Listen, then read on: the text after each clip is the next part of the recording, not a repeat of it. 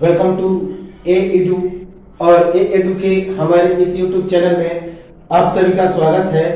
तो साइंस के चैप्टर के अंतर्गत हम लोग एंडोक्राइन सिस्टम अर्थात अंतःस्रावी तंत्र के बारे में पढ़ रहे थे और अंतःस्रावी तंत्र के अंतर्गत हम लोग एड्रीनल ग्रंथि के बारे में अर्थात अधिवृक्क ग्रंथि के बारे में पढ़ रहे थे और अधिवृक्क ग्रंथि के बारे में हम लोगों ने काफी चीज देख लिया। इसे लड़ो और उड़ो अर्थात फ्लाई एंड फाइट हार्मोन, करो और मरो डू और डाई हार्मोन कहा जाता है। तो उसी को हम लोग कंटिन्यू करेंगे एड्रीनल ग्लैंड को और उसके बाद देखेंगे हम लोग इसके फिगर से। तो चलिए हम लोग शुरू करते हैं इस एड्रीनल ग्लैंड को और इसके कुछ अन्य तथ्यों को देखेंगे। तो सबसे पहले अधिवृक्क ग्रंथि का अन्य नाम क्या है? इसे उपवृक्कीय ग्रंथि भी कहते हैं, आपातकालीन ग्रंथि भी कहते हैं, 3F भी कहते हैं। तो अधिवृक्क ग्रंथि को क्या क्या कहा जाता है?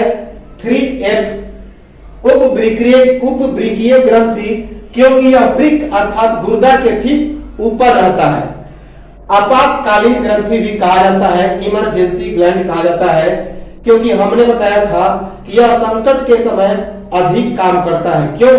क्योंकि संकट के समय क्या होता है कि यह जो अधिवृक्क ग्रंथि है वह उत्तेजित हो जाता है, जैसे तनाव के समय, घबराहट के समय, क्रोध के समय। तो अधिवृक्क ग्रंथि का अन्य नाम क्या है? तो उपवृक्कीय ग्रंथि कहा जाता है। आपातकालीन ग्रंथि भी इसे कहते हैं। इसे 3F भी कहा जाता है, 3F। The other names of adrenal gland is suprarenal gland, emergency gland, 3F.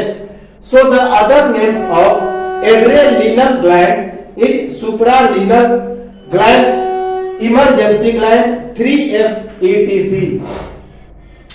यह जो फिगर है यह एक वृक्क का फिगर है, यह किडनी है। किडनी के ऊपर में यह जो ग्लैंड है एड्रीनल ग्लैंड है। तो एड्रेनालिन ग्लैंड है, एड्रीनल ग्रंथि है, अधिवृक्क ग्रंथि है। हमने बताया था कि इसके दो भाग होते हैं, एक बाहरी भाग और दूसरा आंतरिक भाग। बाहरी भाग को हम लोग कॉर्टेक्स कहते हैं, जबकि आंतरिक भाग को मेडुला कहते हैं। तो बाहरी भाग एड्रीनेलिन कॉर्टेक्स होता है और आंतरिक भाग एड्रीनेलिन मेडुला होता है। तो एड्रीनेलिन कॉर्टेक्स और एड्रीनेलिन मेडुला, ये जो अंदर वाला काला पार्ट दिखाई दे रहा है वह एड्रीनेलिन मेडुला है और यह जो ऊपर वाला ब्लू पार्ट दिखाई दे रहा है वह एड्रीनेलिन कॉर्टेक्स है। एड्रीनल, यह जो चित्र है एड्रीनल ग्रंथि का है, यह किसके ऊपर है? तो यह वृक्क अर्थात गुर्दा अर्थात किडनी के ठीक ऊपर स्थित होता है, दोनों तरफ, दोनों किडनी में, बाएं में और दाएं में। तो एड्रीनेलिन कॉर्टेक्स के द्वारा कौन कौन से हार्मोन का स्राव होता है? तो इसके द्वारा स्रावित hormone, the hormone secreted bye adrenaline cortex, इसके द्वारा स्रावित हार्मोन कौन कौन से हैं? अर्थात the hormones secreted bye adrenaline cortex, 3 प्रकार के इस हार्मोन्स का स्राव होता है एड्रीनेलिन कॉर्टेक्स से। कौन कौन? तो पहले को बोलते हैं मिनरलोकॉर्टिकॉइड्स। मिनरलोकॉर्टिकॉइड्स जैसा कि नाम है मिनरलोकॉर्टिकॉइड्स, इसमें खनिज लवण और जल का संतुलन बनाता है, यह खनिज लवण और जल का संतुलन बनाता है। तो मिनरलोकॉर्टिकॉइड्स। दूसरा ग्लूकोकॉर्टिकॉइड्स। ग्लूकोकॉर्टिकॉइड्स जैसा कि ये नाम है, इसमें ग्लूकोज, वसा, प्रोटीन, कार्बोहाइड्रेट, इन सब का क्या होता है? तो नियंत्रण होता है, ग्लूकोकॉर्टिकॉइड्स। और तीसरा है लिंक कॉर्टिकॉइड्स। तो लिंक कॉर्टिकॉइड्स जैसा कि नाम है, इसमें सेक्सुअल ऑर्गन्स जो होते हैं उनका नियंत्रण होता है। इनके द्वारा जो ग्रंथियां निकलती हैं जैसे कि टेस्टिस, ओवरी, तो एस्ट्रोजन, एंड्रोजन, तो इन सभी का क्या करता है? तो यह नियंत्रण करता है। तो तीसरा है लिंक कॉर्टिकॉइड। तो यह जो एड्रेनालिन कॉर्टेक्स है, तो इसके द्वारा 3 हार्मोन का स्राव होता है। There are 3 hormone secreted by adrenaline cortex. First is mineralocorticoids, second is glucocorticoids and third is link corticoids.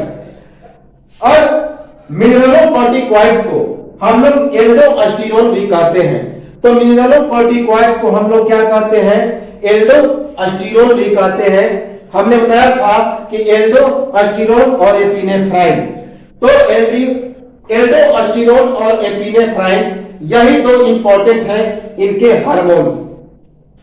तो एल्डोस्टेरोन को हम लोग लवण प्रेरक हार्मोन कहते हैं, साल्ट रिटेनिंग हार्मोन भी कहते हैं।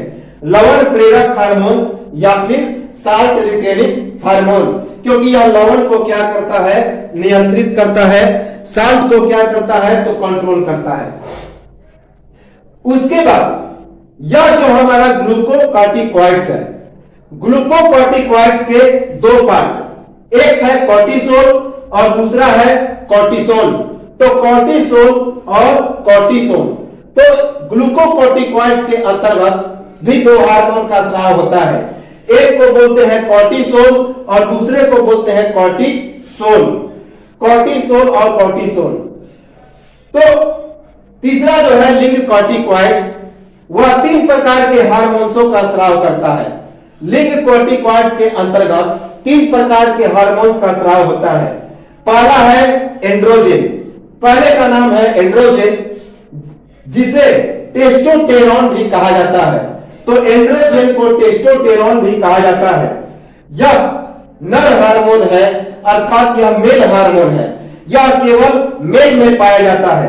याद रखेंगे, यह जो टेस्टोस्टेरोन है यह मेल हार्मोन है, नर हार्मोन है, यह केवल पुरुषों में पाया जाता है।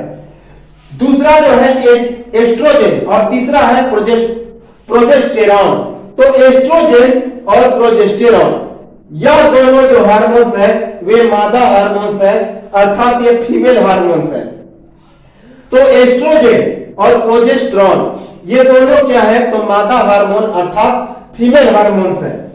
और ये जो टेस्टोस्टेरोन, एस्ट्रोजन, प्रोजेस्टेरॉन अर्थात नर हार्मोन और मादा हार्मोन, ये दोनों क्या करते हैं? तो हमारे इनके द्वारा जननांगों, पेशियों तथा हड्डियों के परिवर्धन, यौन आचरण और बालों का विकास होता है। याद रखेंगे कि इन नर हार्मोन अर्थात मेल हार्मोन अर्थात टेस्टोस्टेरोन और मादा हार्मोन अर्थात एस्ट्रोजन और प्रोजेस्टेरॉन, इनके द्वारा जननांगों अर्थात जो सेक्सुअल ऑर्गन्स होता है, पेशियों तथा हड्डियों का परिवर्धन होता है, यौन आचरण और बालों का विकास होता है। याद रखेंगे, develop sexual organs, muscles and bone formation, sexual characters and development of hairs. तो ये जो हमारे सेक्सुअल ऑर्गन्स होते हैं, जो हमारे सेक्सुअल हार्मोन्स होते हैं, नर और मादा दोनों के, एंड्रोजन या फिर टेस्टोस्टेरोन, एस्ट्रोजन और प्रोजेस्टेरॉन, इनका क्या काम है? तो इनके द्वारा जननांगों, पेशियों और हड्डियों का परिवर्धन होता है, यौन आचरण तथा बालों का विकास होता है, develop sexual organs, muscles and bone formation, sexual characters and development of hairs, इनका काम है। अब हम लोग देखते हैं एंडोस्टेरोन। एंडोस्टेरोन का क्या क्या काम है? हालांकि हम लोग पिछले वीडियो में इसे देख भी चुके थे। तो एंडोस्टेरोन को एक बार फिर से हम लोग इसके और फंक्शंस को देखें। तो हमने बताया था कि यह एंडोस्टेरोन और एपिनेफ्राइन सोडियम के स्तर को बढ़ाता है और साथ ही साथ पोटेशियम के स्तर को कम भी करता है। तो एंडोस्टेरोन रक्त में सोडियम के स्तर को बढ़ाना, इसका सबसे इंपॉर्टेंट काम है। रक्त में सोडियम के स्तर को क्या करता है? बढ़ाता है। Increase in sodium level in blood, increase the sodium level in blood. याद रखेंगे, रक्त में पोटेशियम के स्तर को कम करना, अर्थात यह रक्त में पोटेशियम के स्तर को कम भी करता है। तो रक्त में सोडियम के स्तर को बढ़ाता है और रक्त में पोटेशियम के स्तर को कम करता है। कौन? Aldosterone. Increase the sodium level in blood, decreasing potassium level in blood. रुधिर दाब और रुधिर आयतन का संतुलन, जो हमारा खून होता है, रक्त होता है, तो रक्त के दाब और उसके आयतन को, दोनों को क्या करता है? तो यह संतुलित करता है एल्डोस्टेरोन। तो रुधिर दाब और रुधिर आयतन, इन दोनों को क्या करता है? तो यह बैलेंस करता है, संतुलित करता है। Balancing blood pressure and volume. तो balancing blood pressure and volume किसका काम है? तो यह काम है एल्डोस्टेरोन का। शरीर में नमक की मात्रा को बनाए रखना, यह एल्डोस्टेरोन क्या करता है कि शरीर में नमक की मात्रा को बनाए रखता है। तो अभी हमने बताया, इसी कारण इसे लवण प्रेरक हार्मोन कहा जाता है, साल्ट रिटेनिंग हार्मोन कहा जाता है। तो यह एल्डोस्टेरोन शरीर में नमक की मात्रा को बनाए रखता है। Maintain balance of salt in body. Aldosterone maintains balance of salt in body. हमारे शरीर में विद्युत अपघटन और जल का संतुलन। तो एल्डोस्टेरोन हमारे शरीर में विद्युत अपघटन और जल का संतुलन करता है, अर्थात इलेक्ट्रोस्टैटिक फोर्स और वाटर को क्या करता है? तो बैलेंस करता है। इलेक्ट्रोलिट और वाटर को क्या करता है? तो बैलेंस करता है। तो aldosterone balances water and electrolyte in our body. Electrolyte का मतलब होता है विद्युतीय अपघटन, एनोड और कैथोड में टूट जाना। इसके बाद अब हम लोग देखते हैं एड्रीनेलिन मेडुला। एड्रीनेलिन मेडुला के भी दो पार्ट, एक को हम लोग कहते हैं एड्रीनेलिन और दूसरे को बोलते हैं नॉर एड्रीनेलिन। तो मेडुला, एड्रीनेलिन मेडुला के भी दो पार्ट, एक को कहते हैं एड्रीनेलिन और दूसरे को नॉर एड्रीनेलिन, अर्थात एक जो एड्रीनेलिन होता है और दूसरा जो एड्रीनेलिन नहीं होता। एड्रीनेलिन को हम लोग इमरजेंसी हार्मोन या फिर आपातकालीन हार्मोन भी कहते हैं, क्योंकि संकट के समय यह एक्टिवेट होता है, इमरजेंसी में ही इसका एक्टिवेशन होता है। तो एड्रीनेलिन को हम लोग आपातकालीन हार्मोन कहते हैं, इमरजेंसी हार्मोन कहते हैं।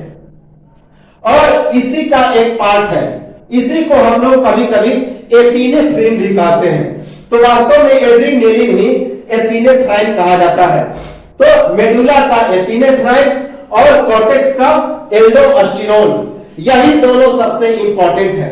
इन्हीं दोनों के द्वारा जो हमारा सोडियम का मान है वह शरीर में बना रहता है, सोडियम की मात्रा को बढ़ाना और पोटेशियम की मात्रा को घटाना।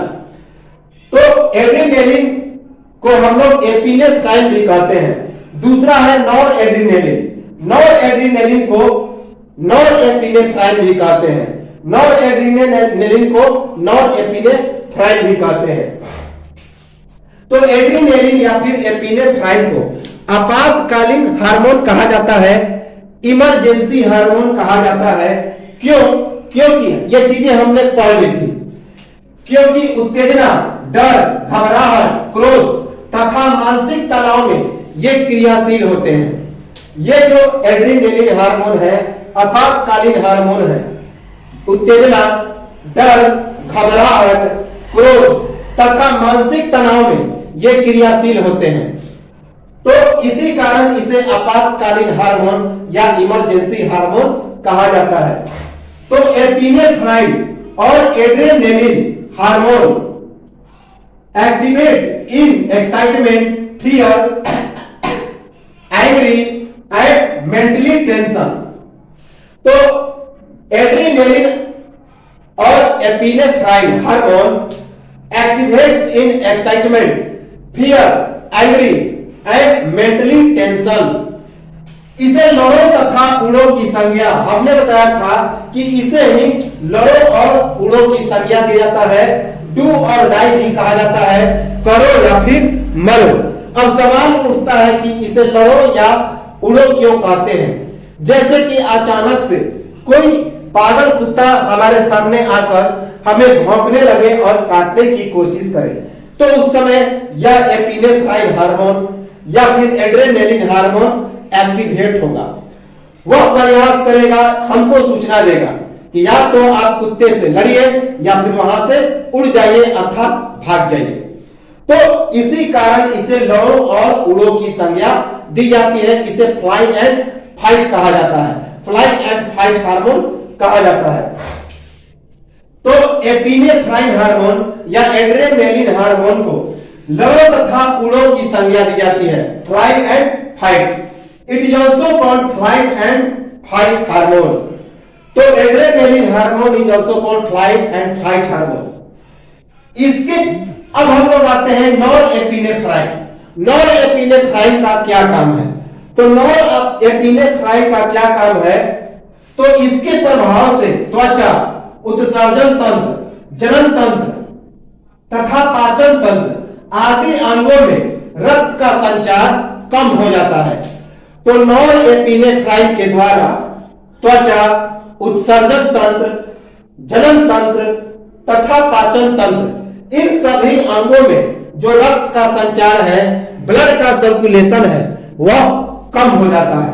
याद रखेंगे कि नॉरएपिनेफ्राइन के प्रभाव से त्वचा, उत्सर्जन तंत्र, जनन तंत्र तथा पाचन तंत्र आदि अंगों में रक्त का जो संचार है वह कम हो जाता है। By the effect of norepinephrine, the blood circulation becomes low in skin, excretory system, sexual organs, and digestive systems, etc.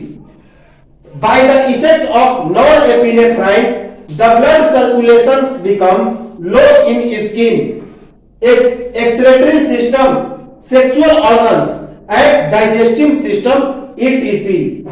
और इसके कारण रक्तदाब में वृद्धि होता है और हृदय गति में रुकी हुई हृदय गति में अचानक से शुरुआत आ जाती है। अर्थात यह नॉरएपिनेफ्राइन रुके हुए हृदय गति को अचानक से शुरू भी कर देता है।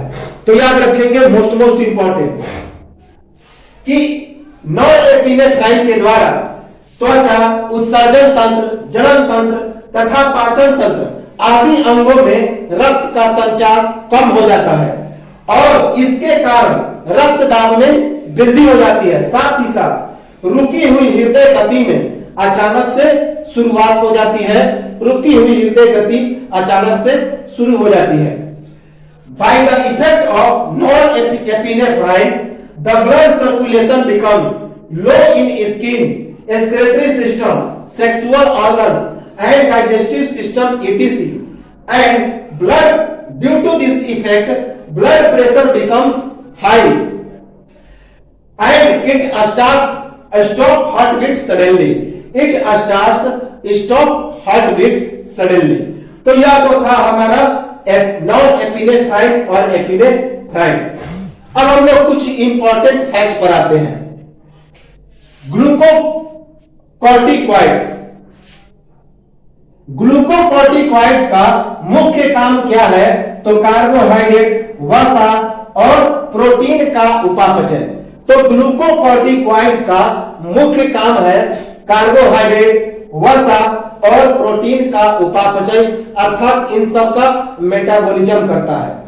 तो ग्लूकोकॉर्टिकॉइड्स का मुख्य काम है कार्बोहाइड्रेट, वसा और प्रोटीन का उपापचय। The main function of glucocorticoids is to regulate the metabolism of carbohydrates, protein, and fats. The main function of glucocorticoids is to regulate the metabolism of carbohydrates, proteins, and fats. अब हम लोग देखते हैं cortisol. Cortisol के बारे में। तो cortisol को पर्दा विरोधी हार्मोन कहा जाता है। पर्दा विरोधी हार्मोन क्योंकि यह inflammatory hormone, anti inflammatory hormone कहा जाता है, क्योंकि शरीर में जो हीट होती है उसका यह विरोध करता है। पर्दा का मतलब होता है हीट, आग, जलन। तो इसे पर्दा विरोधी हार्मोन कहा जाता है। किसे? कॉर्टिसोल को। इस कॉर्टिसोल को पर्दा विरोधी हार्मोन, एंटी इंफ्लेमेटरी हार्मोन कहा जाता है और तनाव हार्मोन भी कहा जाता है। क्योंकि तनाव हार्मोन इसलिए क्योंकि जब हम लोग उत्तेजना या फिर तनाव में रहते हैं तो हमारे शरीर में गर्मी आ जाती है, तो उसको यह कंट्रोल करता है। तो कॉर्टिसोल को पर्दा विरोधी हार्मोन और तनाव हार्मोन के नाम से जाना जाता है। पर्दा विरोधी हार्मोन और तनाव हार्मोन। तो cortisol is called anti inflammatory hormone और स्ट्रेस हार्मोन। तो cortisol hormone is called anti inflammatory hormone और stress hormone and stress hormone. Stress यानी कि तनाव। कैटेकोलामाइन हार्मोन, एपिनेफ्राइन और नॉर एपिनेफ्राइन को संयुक्त रूप से हम लोग कैटेकोलामाइन हार्मोन कहते हैं।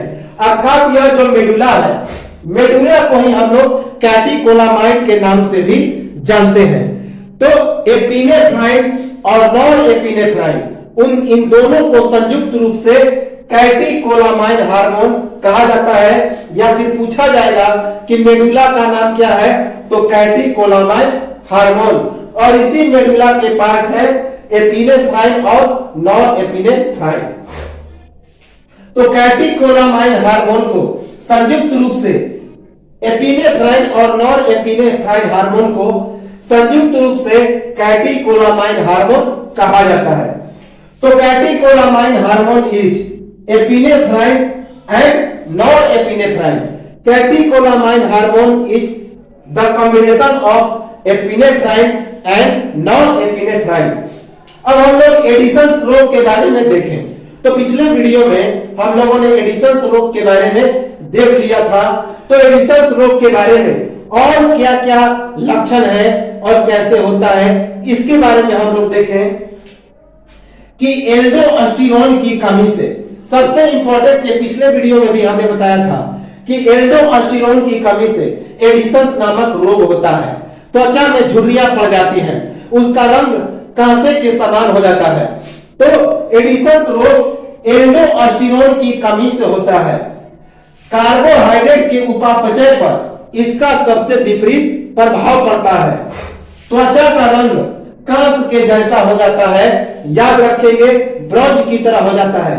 जिस तरह कांसे का रंग होता है, ब्रॉन्ज का कलर होता है, उसी की तरह इसका कलर हो जाता है। याद रखेंगे कि एल्डोस्टेरोन की कमी से कार्बोहाइड्रेट के उपापचय पर विपरीत प्रभाव पड़ता है और यह इसमें त्वचा का रंग कांस के जैसा हो जाता है, कांसा अर्थात ब्रॉन्ज। तो एडिशंस रोग एल्डोस्टेरोन की कमी से होता है। इसमें कार्बोहाइड्रेट के उपापचय पर विपरीत प्रभाव पड़ता है और त्वचा का रंग कांस के जैसा हो जाता है, कांसा के जैसा हो जाता है। Addison disease, it occurs due to hyposecretion of aldosterone, alters the carbohydrate metabolism, bronze like skin colour. तो Addison disease it occurs due to hyposecretion of aldosterone, alters the carbohydrate metabolism, bronze like skin colour. चूंकि aldosterone का मुख्य काम sodium का स्तर बढ़ाना और potassium का स्तर घटाना, पर जब एल्डोस्टेरोन के द्वारा सोडियम के स्तर में आवश्यकता से अधिक वृद्धि हो जाए तथा पोटेशियम के स्तर में आवश्यकता से अधिक कमी हो जाए, तो ऐसी स्थिति हाइपर एल्डोस्टेरोन कहा जाता है। हाइपर एल्डोस्टेरोन, जबकि एल्डोस्टेरोन के द्वारा सोडियम के स्तर में आवश्यकता से अधिक कमी आ जाए तथा पोटेशियम के स्तर में आवश्यकता से अधिक वृद्धि हो जाए, तो ऐसी अवस्था को हाइपो एल्डोस्टेरोन कहा जाता है। तो देखिए, जब दो तरह का एल्डोस्टेरोन की मात्रा जब बढ़ जाएगी तो उसको हाइपर एल्डोस्टेरोन, और जब इसकी मात्रा कम हो जाएगी तो इसे हाइपो एल्डोस्टेरोन, अर्थात हाइपर एल्डोस्टेरोन में सोडियम की मात्रा आवश्यकता से अधिक बढ़ जाती है, जबकि पोटेशियम की मात्रा आवश्यकता से अधिक कम हो जाती है।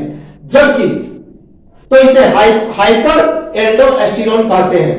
जबकि जब आवश्यकता से अधिक सोडियम की कमी हो जाए और आवश्यकता से अधिक पोटेशियम बढ़ जाए तो ऐसी स्थिति को हाइपो एल्डोस्टेरोन कहते हैं। यह दोनों मात्रा सोडियम पर निर्भर करता है।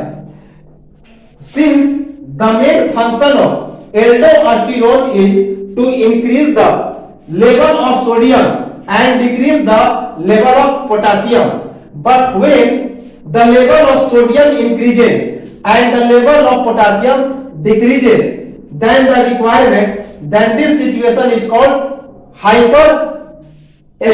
hyperesterics. याद रखेंगे hyper aldosterone. Whereas when the level of sodium decreased and the potassium level of potassium increased, then requirement, then this situation is called, क्या कहते हैं उसे, तो हाइपो एल्डोस्टेरोन कहते हैं। और दोनों सिचुएशन को हम लोग कोन्स सिंड्रोम कहते हैं और इन दोनों अवस्था को कोन्स नामक रोग कहा जाता है, कोन्स सिंड्रोम। याद रखेंगे। तो when since the main function of aldosterone is to increase the level of sodium and decrease the level of potassium, but when the level of sodium increases and the level of potassium decreases, then the requirement, then this situation is called, क्या कहते हैं इसे, तो इसे hyper aldosterone कहते हैं। Whereas when the level of sodium decrease and the level of potassium increases, then the requirement and this situation is called hypoaldosteroन। और वो सिचुएशन को हम लोग कोन्स सिंड्रोम कहते हैं। दोनों परिस्थितियां कोन्स सिंड्रोम कहा जाता है। दोनों परिस्थितियों को हम लोग कोन्स सिंड्रोम कहते हैं। Both situation are called Conn's syndrome. अब है कुशिंग नामक बीमारी, जिसे कुशिंग सिंड्रोम भी कहा जाता है। कुशिंग सिंड्रोम या कुशिंग नामक बीमारी, कोर्टिसोल की अधिकता, रुधिर प्लाज्मा में सोडियम तथा पोटेशियम दोनों का स्तर बढ़ जाना, चेहरे पर सूजन और लटकता हुआ पेट, शरीर पर बैंगनी रंग के खिंचाव के निशान, त्वचा के नीचे वसा का जमाव। तो कुशिंग सिंड्रोम या कुशिंग रोग में क्या क्या होता है, तो कोर्टिसोल की अधिकता हो जाती है। उसके बाद रुधिर प्लाज्मा में सोडियम तथा पोटेशियम दोनों का स्तर बढ़ जाता है, चेहरे पर सूजन आ जाता है और पेट लटक जाता है, शरीर पर बैंगनी रंग के खिंचाव के निशान हो जाते हैं, त्वचा के नीचे वसा का जमाव हो जाता है। तो कुशिंग रोग या फिर कुशिंग सिंड्रोम में कोर्टिसोल की अधिकता हो जाती है, रुधिर प्लाज्मा में अर्थात जो रक्त का प्लाज्मा है उसमें सोडियम तथा पोटेशियम दोनों का स्तर बढ़ जाता है, चेहरे पर सूजन आ जाता है और पेट लटक जाता है, शरीर पर बैंगनी रंग के खिंचाव के निशान आ जाते हैं और त्वचा के नीचे वसा का जमाव हो जाता है। The main cause of Cushing syndrome, hypersecretion of cortisol, increasing sodium and potassium level in blood plasma and its symptom is swollen face and pendulous abdomen लटकता हुआ पेट,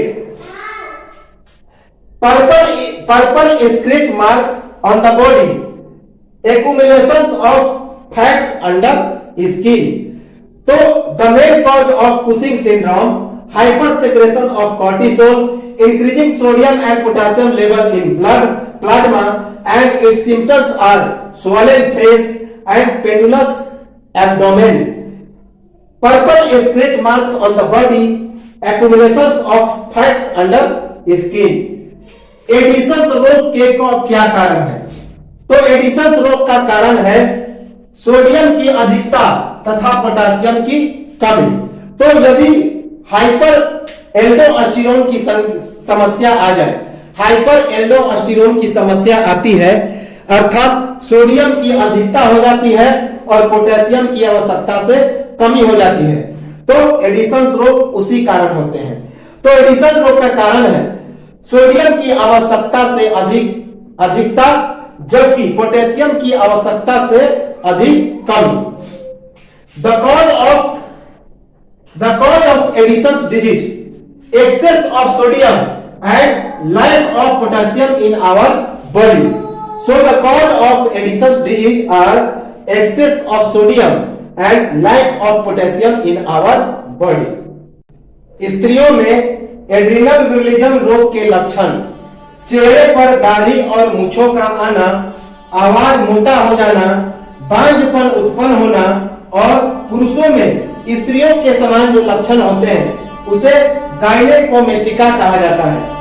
तो हमने पिछले वीडियो में इसे देखा था कि इस ग्रंथि के कमी से क्या होता है, तो महिलाओं में पुरुषों के समान लक्षण आ जाते हैं, जैसे कि शरीर पर बाल आना, दाढ़ी मूंछ का उग आना, तो ये सभी आवाज का मोटा हो जाना, तो इसे एड्रिनल विरलिज्म कहते हैं। एड्रिनल विरलिज्म इसके लक्षण है चेहरे पर दाढ़ी और मूंछों का आना, आवाज मोटा हो जाना, बांझपन उत्पन्न होना तथा पुरुषों में स्त्रियों के समान जो लक्षण हो जाते हैं। ऐसा नहीं है कि स्त्रियों में ही पुरुषों के लक्षण आ जाते हैं, पुरुषों में भी स्त्रियों के समान लक्षण आ जाते हैं, जिसे गायनेकोमेस्टिका कहा जाता है। तो बांझपन का मतलब होता है जिसको कोई बच्चा नहीं होता, तो यह सभी समस्या एड्रिनल विरलिज्म कहा जाता है। तो स्त्रियों में एड्रिनल विरलिज्म रोग के लक्षण है चेहरे पर दाढ़ी और मूंछों का आना, आवाज मोटा हो जाना, बांझपन उत्पन्न होना, जबकि पुरुषों में स्त्रियों के समान जो लक्षण होते हैं उसे गायनेकोमेस्टिका कहा जाता है। In females the appearance of beard and mustache, the face, low pitch voice, infertility. These are the symptoms of adrenal virilizm. Whereas the symptoms in man, like women, is called gynecomastia. In females, the appearance of beard and mustache on the face, low pitch voice, infertility. These are the symptoms of adrenal virilizm. Whereas the symptoms in man, like women, is called gynecomastia. Glucocorticoids का मुख्य काम है carbohydrate, वसा, protein तथा श्वेत रक्त कोशिका का नियंत्रण तथा लाल रक्त कोशिका को बढ़ाना। तो ग्लूकोकॉर्टिकॉइड्स का सबसे इंपॉर्टेंट काम है कार्बोहाइड्रेट, वसा, प्रोटीन तथा डब्ल्यूबीसी का नियंत्रण और आरबीसी को बढ़ाना, अर्थात श्वेत रक्त कोशिका को नियंत्रित करना और लाल रक्त कोशिका को बढ़ाना। ग्लूकोकॉर्टिकॉइड्स का जो मुख्य काम है कार्बोहाइड्रेट, वसा, प्रोटीन तथा श्वेत रक्त कोशिका का नियंत्रण, जबकि लाल रक्त कोशिका को बढ़ाने का काम करता है। The main function of glucocorticoids is to control carbohydrate, protein, fats and increasing WBC and RBC. The main function of glucocorticoids is to control carbohydrate, protein and fats, increasing WBC and RBC. Glucocorticoids के द्वारा विशेष hormone का स्राव, जिसकी कमी से गठिया रोग होता है, जिसे कॉर्टिसल बीमारी भी कहते हैं, जिसका इलाज क्या है, तो इंजेक्शन के द्वारा। कॉर्टिसल अर्थात हड्डियों में क्या होता है कि हड्डियों में गठिया नामक बीमारी होती है, जिससे हड्डियां जकड़ जाती है। हड्डियां क्या हो जाती है, तो हड्डियों में अकड़न आ जाता है।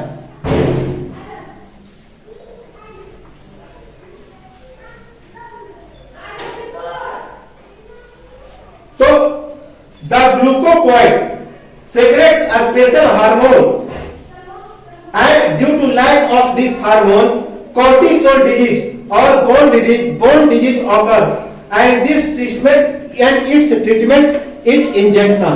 ये ग्लूकोकॉर्टिकॉइड्स के द्वारा विशेष हार्मोन का स्राव होता है, जिसकी कमी से गठिया नामक रोग होता है, जिसे कॉर्टिसेल बीमारी भी कहते हैं, कॉर्टिसेल रोग कहते हैं। जिसका इलाज क्या है, तो इसका इलाज है सुई देना। The glucocorticoid secrete a special hormone and due to lack of this hormone cortisol disease or bone disease occurs and its treatment is injection। Adrenaline hormone के अतिस्रावन से मधुमेह तथा निम्न स्रावन से निर्जलीकरण की समस्या उत्पन्न। तो एड्रेनालिन हार्मोन के ज्यादा स्रावन से क्या होगा कि मधुमेह अर्थात डायबिटीज, क्योंकि इसमें शर्करा की कमी हो जाती है, जबकि अल्प स्रावन से अर्थात लो हाइपोसेक्रेशन से क्या हो जाएगा तो निर्जलीकरण डिहाइड्रेशन की समस्या उत्पन्न हो जाएगी। तो एड्रेनालिन हार्मोन के अतिस्रावन से मधुमेह तथा निम्न स्रावन से निर्जलीकरण की समस्या उत्पन्न हो जाती है।